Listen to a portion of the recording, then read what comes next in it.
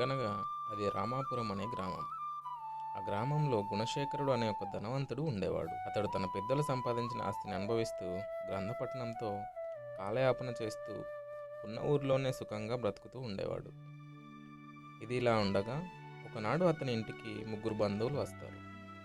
వారిలో ఒకతను కళాకారుడు, మరొకతను రాజోద్యోగి, ఒకతను వ్యాపారి. రండి రండి, చాలా కాలం తర్వాత ఇంటికి వచ్చారు అని ముగ్గురిని ఒకేసారి రావడానికి ప్రత్యేకమైన కారణం ఏం లేదు కదా అని అడిగి తెలుసుకుంటాడు. మొదటి కారణం, నిన్ను చూడాలని వచ్చామయ్యా. ఇక రెండోది, రేపు ఈ ఊర్లోనే రాజుగారికి సంబంధించిన ఒక ప్రత్యేక ఉత్సవం జరుగుతుంది, అందులో పాల్గొనడానికి వచ్చాం. ఇక ఎలాగో ఇంత దూరం వచ్చాం కాబట్టి నిన్ను ఒకసారి చూసి వెళ్దామని వచ్చాం. అయితే మంచిది, ఎలాగైతేనే మీరు మా ఇంటికి రావడం నాకు చాలా సంతోషంగా ఉంది. ఇక మీరు కాసేపు విశ్రాంతి తీసుకుంటే నేను భోజన ఏర్పాట్లు అవి చూస్తాను అని రాక తన ఇంటికి వచ్చిన ఆ ముగ్గురు బంధువులకు శేఖరుడు మంచి ఆతిథ్యం ఇవ్వడమే కాక వారి వారి వ్యాపకాలను గురించి అడిగి తెలుసుకుంటాడు. అలా వారు పిచ్చాపాటి మాట్లాడుకుంటూ ఉండగా, మా గురించి నువ్వు అన్ని విషయాలు బాగానే తెలుసుకున్నావు, ఇక నీకు ఎలాగో పుస్తక పఠనం ద్వారా మంచి పరిజ్ఞానం ఉన్నట్టుంది, కాబట్టి అసలు మా ముగ్గురిలో ఎవరు గొప్పవాళ్ళు నువ్వు చెప్పగలవా అని వాళ్ళు ముగ్గురు గుణశేఖరుణ్ణి సరదాగా అడుగుతారు. దాంతో అతను మొహమాట పడుతూనే వాళ్ళతో ఇలా అంటాడు. అయ్యో, గొప్పతనానికి వీరు వారు అని ఏముందండి, బ్రతికిన సంతోషంగా ఉండగలిగిన వారంతా గొప్పవాళ్ళే, జీవితానికి సంతోషమే కదా ముఖ్యం అని అంటాడు గుణశేఖర్. దాంతో ఆ వ్యాపారి అసంతృప్తి చెంది, నువ్వు అలా అనకు, అసలు ఈ ప్రపంచంలో ఎందరికో వ్యాపారం చేయాలని ఉంటుంది, మరి అందరూ గొప్ప వ్యాపారులు కాలేరు కదా, అలాంటిది నేను ఈ వ్యాపారంలో అతి కొద్ది కాలంలోనే ఎంతో సంపాదించాను, నేను వీరికంటే గొప్పవాడిని కాదంటావా అని వ్యాపారి అడుగుతాడు. ఆ మాటలు విన్న కళాకారుడు కూడా ముందుకు వచ్చి, ఒక వ్యాపారిగా మీరు విజయం సాధించి ఉండొచ్చేమో, అది డబ్బున్న ఎవరైనా చేయగలుగుతారు, కానీ నేను ఒక కళాకారుడిని, నేను డబ్బుతో సంబంధం లేకుండా కేవలం నా కళతో అందరినీ ఆకట్టుకుని మన రాజ్యంలోనే ఒక గొప్ప కళాకారుడిగా పేరు పొందాను, అలాంటి నేను వీరికంటే గొప్పవాడిని ఎందుకు కాకూడదు అని అంటాడు కళాకారుడు. ఇక ఈ మాటలు విన్న రాజోద్యోగి కూడా వాళ్ళతో సమానంగా తన ప్రతిభను గురించి చెబుతూ, ఇలా ఆయన డబ్బు ఉంది కాబట్టి వ్యాపారిగా మారాడు,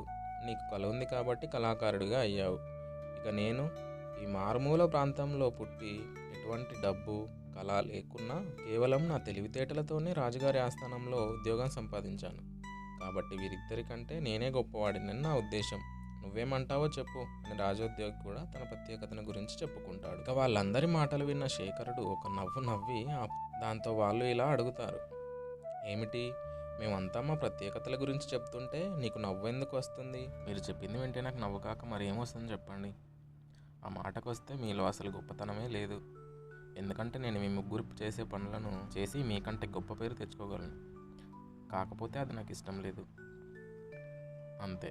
దాంతో అతని బంధువులకు ఈ మాటలు సవాలుగా తోస్తాయి. ఇక వాళ్ళు ఒకరి ముఖాలు ఒకరు చూసుకొని వాళ్ళలో వాళ్ళు మాట్లాడుకొని తిరిగి శేఖరుడితో ఇలా అంటారు, అంటే ఇప్పుడు నువ్వేమంటావు, మేము చేయగలిగిన పనులన్నీ నువ్వు కూడా చేయగలవు అంటావా, అంతేగా. అవునండి, ఎందుకు చేయలేను, తప్పకుండా, నేను అనుకుంటే మీరు చేయగలిగిన పనులన్నీ సరే. అయితే నీ మీద నీకు అంత నమ్మకం ఉంటే మనం అందరం ఒక పందెం కాసుకుందాం. పందెమా, ఎందుకు? అదేనయ్యా, నువ్వు చెప్పిన దాన్ని బట్టి మేము ముగ్గురం ఒక అభిప్రాయానికి వచ్చాం, నువ్వు అన్నట్టు నువ్వు మేము చేసిన పని చేసి, అంటే ఒకరోజు వ్యాపారంలో నాకంటే నువ్వు ఎక్కువ సంపాదించి, ఇక కళాకారుడిలాగా నువ్వు అతని ముందే అతనికంటే మంచి పేరు తెచ్చుకొని, అలాగే ఈ రాజోద్యోగిలాగా రాజుగారి వద్ద నుంచి ప్రశంసలు పొందినచో మేము ఒక్కొక్కరం నీకు 1000 వరహాలు బహుమానంగా ఇచ్చుకుంటాం, లేదంటే నువ్వే మా ముగ్గురికి ఆ 1000 వరహాలు ఇవ్వాలి, అది పందెం అన్నాడు వ్యాపారి. అయ్యో, ఇప్పుడు ఈ పందెం ఎందుకు, ఏదో మీరు అన్నదానికి సరదాగా నేను ఏదో అన్నాను, అంతేగాని నేను మీ పైన ఎందుకు పందెం చేస్తాను చెప్పండి అని అన్నాడు శేఖరుడు. అదిగో నువ్వు భయపడినట్లున్నావు, సరే అయితే నీకంటే మా ముగ్గురులో ఎవరో ఒకరు గొప్ప అని నువ్వు ఒప్పుకో, అప్పుడే ఈ పందెం ఏం లేకుండా నిన్ను వదిలేసి వెళ్ళిపోతాం అని వాళ్ళు అనేసరికి శేఖరుడు ఏదో ఆలోచించి వారితో ఇలా అంటాడు, సరే అయితే నాకు ఈ పందెం వేయడం ఇష్టం లేకపోయినా మీరు నా సామర్థ్యం గురించి మాట్లాడుతున్నారు కాబట్టి నాకు ఈ పందెం సమ్మతమే, మీరు చెప్పినట్లు మీకంటే నేను ఏ విషయంలో తక్కువేం కాదు అని నిరూపిస్తాను అంటాడు శేఖరుడు. బాగుంది, ఇప్పుడు నువ్వు నాకు నచ్చావు, సరే అయితే ఇక ఆలస్యం ఎందుకు, నువ్వు కూడా మాతో పాటు నగరానికి బయలుదేరు, అని ఆ ముగ్గురు శేఖరుడిని బలవంతంగా ఆ పందెంలోకి లాగుతారు. ఇక శేఖరుడు కూడా వెనక్కి తగ్గడం ఏమాత్రం ఇష్టం లేక వాళ్ళతో పాటు రాజధాని నగరానికి వెళ్తాడు. అలా మొదటిగా వ్యాపారి ఇంట్లో మకాం వేస్తాడు. "ఆ, మొత్తానికి నాతోనే పందెం మొదలు పెడుతున్నావు అన్నమాట. ఇంతకీ ఇప్పుడు నీకేం కావాలో చెప్పు" అని అంటాడు వ్యాపారి. "మీకు ఈ నగరంలో చాలా వ్యాపార దుకాణాలు ఉన్నాయి కదా, అందులో కూరగాయల దుకాణం కూడా ఉంది కదా?" "ఆ, ఉంది. అయితే?" "అయితే ఇప్పుడు నాకు మీ దుకాణం నుంచి ఒక గంపెడు కూరగాయలు ఇప్పించండి. సాయంత్రం లోపు మీ దుకాణంలో కంటే ఎక్కువ వ్యాపారం చేసి చూపిస్తాను" అని అనేసరికి ఆ వ్యాపారి శేఖరుడు అమాయకత్వానికి తనలో తానే నవ్వుకుంటూ, "ఏమిటి, నాకంటే ఎక్కువ వ్యాపారం చేసి చూపిస్తావా? నీకో సంగతి తెలుసా? నేను ఇక్కడ ఈ దుకాణం గత 10 సంవత్సరాలుగా నడుపుతున్నాను. ఇప్పటి వరకు ఎవరు కూడా ఇక్కడ నాకంటే ఎక్కువ వ్యాపారం చేయలేదు." "సర్లే, అలాగే కానీ, నీకేం కావాలో అవి తీసుకెళ్ళు" అని అనేసరికి శేఖరుడు వెంటనే ఒక బుట్టలో కొన్ని కూరగాయలు వేసుకొని అతని దుకాణానికి ఎదురుగానే కూర్చుని తన వ్యాపారం మొదలు పెడతాడు. అది చూసి ఆ వ్యాపారి ఆశ్చర్యపోతాడు. ఆసక్తిగా అతన్ని గమనిస్తూ ఉంటాడు. "తాజా కూరగాయలు, తాజా కూరగాయలు, ఈ బజార్లో ఎక్కడా దొరకని తాజా కూరగాయలు, ధర ఎక్కువైనా నాణ్యత మరింత ఎక్కువగా ఉంటుంది" అని అరుస్తూ ఉంటాడు. ఇక అతని వద్ద కొనడానికి వచ్చిన వారిని అక్కడ దుకాణాల్లో ఉన్న అందరికన్నా ఎక్కువ ధరలు చెప్తూ ఉంటాడు. అది గమనించిన ఒక కొనుగోలుదారుడు అతని వద్దకు వచ్చి ఇలా అంటాడు.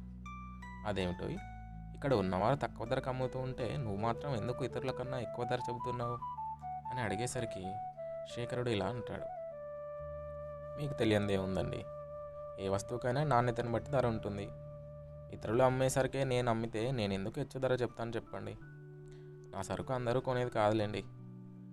ఇది చాలా నాణ్యమైన సరుకు. కేవలం ధనవంతులు మాత్రమే నా దగ్గర కొంటారు.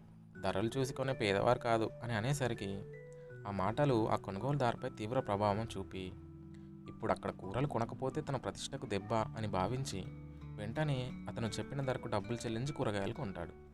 అది గమనించిన వ్యాపారి తనలో తాను ఇలా అనుకుంటాడు. "ఈ శేఖరుడు నేను అనుకున్నంత అమాయకుడేం కాదు. వ్యాపారంలో తెలివితేటలు బాగానే చూపించాడు. రండి బాబు రండి, ఇది కేవలం ధనికులు మాత్రమే కొనగలే దుకాణం" అని వినియోగదారులను పిలుస్తూ ఉంటే కాస్త డబ్బు గల వాళ్ళం అనుకునే వాళ్ళు అతని దగ్గర కూరగాయలు అతను చెప్పిన ధరకే కొనడం తమ తాహతుకు నిదర్శనం అనిపించినట్లుగా భావిస్తారు. అలా కొంతసేపటికి అతని సరుకు అంతా అమ్ముడుపోయి చాలా లాభం వస్తుంది. మర్నాడు శేఖరుడు సామాన్యుల బజారుకు వెళ్తాడు. "రండి బాబు రండి, అన్ని అంగాల ధర కంటే తక్కువ ధరకే తాజా కూరగాయలు లభిస్తాయి. ఎటువంటి లాభాపేక్ష లేకుండా చేస్తున్న వ్యాపారం ఇది. త్వరపడండి, కొంత సరుకు మాత్రమే మిగిలింది" అని పిలవడంతో అక్కడున్న వారంతా అతని దుకాణం వద్ద మోగుతారు. అలా అక్కడ తన సరుకు మీద తక్కువ లాభం వేసుకొని ఇతరుల కన్నా చౌకగా సరుకు అంతా అమ్మేసి అమ్మకం హెచ్చుగా జరిగిన కారణంగా హెచ్చు లాభం తీస్తాడు. ఇది గమనించిన వ్యాపారి, "నిజంగా నువ్వు అన్నట్టు నువ్వు నాకంటే తెలివైన వాడివేనయ్యా. ఇంతకాలం నేను చేయలేని వ్యాపారం నువ్వు చేసి చూపించావు. ఇక నీ తెలివితేటలకు 1000 వరహాలు తక్కువే. నేను పందెంలో ఓడిపోయాను. ఇదిగో నీకు ఇస్తానని చెప్పిన 1000 వరహాలు తీసుకో" అంటూ అతని బంధువు అయిన వ్యాపారి శేఖరుడికి 1000 వరహాలు ఇచ్చేస్తాడు. శేఖరుడు అక్కడి నుంచి కళాకారుని ఇంటికి వస్తాడు. "వచ్చావా? నువ్వు ఆ వ్యాపారిని ఓడించావని విన్నాను. అంటే తెలివితేటలతో పని కాబట్టి అతన్ని ఓడించావు. ఇక నా దగ్గర కళ ఉంది. నువ్వు నన్ను ఎప్పటికీ ఓడించలేవు" అని అంటాడు కళాకారుడు. "పందెంలో ఉన్నప్పుడు గెలవడానికి ప్రయత్నించాలి కదా, ఏదో నా పనులను చేసుకొనివ్వండి" అని శేఖరుడు అనడంతో ఆ కళాకారుడు అతనికి ఏం కావాలో ఏర్పాటు చేశాడు. ఇక శేఖరుడు అతని వద్దనే ఉండి సంగీతం అభ్యసిస్తూ రోజు సాయం సమయాల్లో ఎక్కడికో వెళ్ళి వస్తుండేవాడు. ఓ రోజు అతను ఒక జింకను తీసుకువచ్చి, "మన మధ్య సంగీతం పోటీ జరిగితే ఎవరు నెగ్గింది ఈ జింక చెబుతుంది" అని కళాకారుడితో అంటాడు. ఇద్దరికి పాటల పోటీ అని తెలిసి చుట్టుపక్కల వాళ్ళు చాలామంది వస్తారు. ముందు కళాకారుడు అద్భుతంగా పాడి అందరి మెప్పు పొందుతాడు. "నువ్వు ఈ పందెంలో ఓడిపోతావని తెలిసినా నీకు నీపై ఉన్న నమ్మకం చూస్తుంటే నాకు చాలా ముచ్చటేస్తుంది. ఇంతకీ ఈ జింక ఎలా తీర్పిస్తుందో చెప్పలేదు" అని అడుగుతాడు కళాకారుడు. "నేను నా పాటను ముగించాను, ఇక నువ్వే మొదలు పెట్టాలి" అని అంటాడు. "మీరు నాకు ఇచ్చిన అవకాశాన్ని సద్వినియోగం చేసుకుంటాను. నా పాట ముగియగానే ఆ జింక ఎవరి పాట నచ్చి ఎవరి వద్దకు వస్తుందో వాళ్ళు ఈ పోటీలో గెలిచినట్టు" అని చెప్పి ఆ తర్వాత శేఖరుడు ఒక విరహ గీతం పాడతాడు. తన ప్రియురాలైన రాణి కోసం ప్రియుడు పాడే గీతం. అది అతని పాట. బొత్తిగా బాగాలేదు, కానీ అతను పాట ఆరంభించగానే ఆ జింక వచ్చి అతని ముందు నిలబడి అతని పాట అయిపోయేదాకా విని ఆ తర్వాత అవతలికి వెళ్ళిపోతుంది. అది చూసి వినేవాళ్ళు, కళాకారుడు కూడా నిర్ఘాంతపోతారు. అందరూ శేఖరుడిని తెగ మెచ్చుకుంటారు. ఒక్క పాటతో జంతువుని ఆకర్షించడం అంటే మాటలా? నువ్వు ఈ పోటీలో గెలిచావని నేను ఒప్పుకుంటున్నాను అని ఆ కళాకారుడు తన ఓటమిని ఒప్పుకొని శేఖరుడికి 1000 వరహాలు ఇచ్చి ఇలా అడుగుతాడు. కానీ నాకు ఇప్పటికీ అర్థం కాని విషయం ఏంటంటే, ఇంత సంగీత జ్ఞానం ఉండి నేను చేయలేని పనిని నువ్వు ఎటువంటి సంగీత జ్ఞానం లేకుండా నీ గాత్రంతో ఆ జంతువును నీ వైపు ఎలా ఆకర్షించావు అని అడుగుతాడు. దాంతో శేఖరుడు ఒక చిరునవ్వు నవ్వి ఇలా అంటాడు, ఓ అదా, ఇందులో పెద్ద విషయం ఏం లేదు. నేను ఆ జింకకి అర్థమయ్యే పాట పాడాను. దాన్ని ముందుగా తయారు చేశాను. దాని పేరు రాణి. నేను నా పాటలో రాణి పేరును మళ్ళీ మళ్ళీ పిలవడంతో అది తన పేరు విని నా ముందుకు వచ్చింది, అంతే అని అనేసరికి ఆ కళాకారుడు శేఖరుడు తెలివికి ఆశ్చర్యపోతాడు. ఇక అక్కడి నుంచి చివరిగా శేఖరుడు రాజోద్యోగి ఇంటికి వెళ్ళి అతనితో ఇలా అంటాడు, మీకు మీ రాజుగారి చేత బహుమతి ఇప్పిస్తాను అని అనగానే ఆ మాట అన్నందుకు రాజోద్యోగికి కోపం కూడా వస్తుంది. ఏంటి, ఆ వ్యాపారిని గాయకుడిని ఓడించినంత తేలిగ్గా నన్ను కూడా గెలవచ్చని అనుకుంటున్నావా? రాజుగారిని మెప్పించడం నువ్వు అనుకున్నంత తేలికేం కాదు. ఇంకెప్పుడు ఇలా మాట్లాడకు అని అంటాడు రాజోద్యోగి. సరే సరే, మీరు నా మాట నమ్మడం లేదు. మీకు రాజుగారి నుంచి బహుమతి వచ్చిన తర్వాత నేను మళ్ళీ మీ దగ్గరికి వస్తాను అని చెప్పి శేఖరుడు వెంటనే అక్కడి నుంచి బయలుదేరి దారి మధ్యలో ఒక వజ్రం కొని దాన్ని కానుకగా తీసుకొని ఆ రాజ్యం యొక్క మంత్రి గారి ఇంటికి వెళ్ళి ఆయనకు దాన్ని బహుకరిస్తాడు. దాంతో ఆ మంత్రి సంతోషించి, ఈ వజ్రం చాలా బాగుంది, నా వల్ల నీకేం సహాయం కావాలి అని అడుగుతాడు. నాకు ఒక గడియపాటు రాజుగారి దర్శనం ఇప్పించండి, అది చాలు, అంతకు మించి నేను ఇంకేం ఆశించడం లేదు అంటాడు శేఖరుడు. దాంతో మంత్రి అతనిని మర్నాడు సభకు రమ్మంటాడు. శేఖరుడు ఆ మంత్రి వద్ద సెలవు తీసుకొని అక్కడి నుంచి ఒక ప్రసిద్ధ కవి వద్దకు వెళ్ళి అతనికి ఒక బంగారు కానుక ఇచ్చి మహారాజును పొగుడుతూ ఒక పద్యం రాయించుకుంటాడు. మర్నాడు అతడు రాజ్యసభకు వెళ్ళి రాజుకు నమస్కరిస్తూ ఆ పద్యం చదువుతాడు. రాజు దానికి చాలా ఆనందపడి, ఎవరు రాశారు ఈ పద్యం, చాలా బాగుంది అని శేఖరుడిని అడుగుతాడు. దాంతో అతడు చాకచక్యంతో సమాధానం చెప్తూ, మహారాజా, ఆ కవి ఎవరో తెలియదు కానీ మా బంధువు ఒకరు రోజు ఉదయాన్నే లేచి ఈ పద్యం చదివి మిమ్మల్ని స్మరించుకుంటే కానీ ఏ పని ప్రారంభించడు. అతని వద్ద ఈ పద్యం విన్న తర్వాతే నాకు మీ దర్శనం చేసుకోవాలనే బలమైన కోరిక కలిగింది. ఆ నా కోరిక ఇలా ఫలించింది మహారాజా అని చెప్పడంతో శేఖరుడి బంధువు తన కొలువులోనే ఉన్నాడని తెలిసిన రాజు వెంటనే అతని జీతం పెంచమని ఉత్తరమిస్తాడు. దాంతో ఈ సంగతి తెలుసుకున్న రాజోద్యోగి మిగతా ఇద్దరితో పాటు శేఖరుని కలిసి అతనికి చాలా సంతోషంగా 1000 వరహాలు ఇస్తూ, నువ్వు నాకు చేసిన మేలుకు ఈ బహుమానం చాలదు అని అంటాడు. ఆ తర్వాత అతని ముగ్గురు బంధువులు అతనితో ఇలా అంటారు, అవును, నువ్వు అన్నట్టే మా ముగ్గురి కంటే నువ్వే గొప్పవాడివని రుజువు చేసుకున్నావు. ఇక నీలో ఇంత శక్తి తెలివితేటలుండి ఈ మారుమూల పల్లెటూరులో నువ్వు కప్పిన నిప్పులా ఎందుకుంటున్నావు? మా మాట విని నువ్వు కూడా రాజధానికి వచ్చే రాదు, ఇక్కడ నీ తెలివితేటలు అఖండంగా రాణిస్తాయి అని అంటారు. దాంతో శేఖరుడు ఒక నవ్వు నవ్వి, నా విజయాలు క్షణికమైనవి, మీలాగా మీ వృత్తుల్లో నిలదొక్కుని రాణించడం అంత తేలికైన విషయం కాదు. మీకన్నా నేను నిజంగా గొప్పవాడిని కాలేను. నాకు కావాల్సింది విజ్ఞానం సంపాదిస్తూ ఈ జీవితం సంతోషంగా గడపడం. అది మా ఊర్లోనే నాకు సాధ్యమని అంటాడు శేఖరుడు. దాంతో అతని వినయం చూసి అందరూ సంతోషిస్తారు. అలా విజ్ఞానం ఉన్నవాళ్ళు ఏ వృత్తిలోనైనా తమ ప్రతిభను చూపి గొప్పవాళ్ళు అనిపించుకోగలరని శేఖరుడు నిరూపిస్తాడు.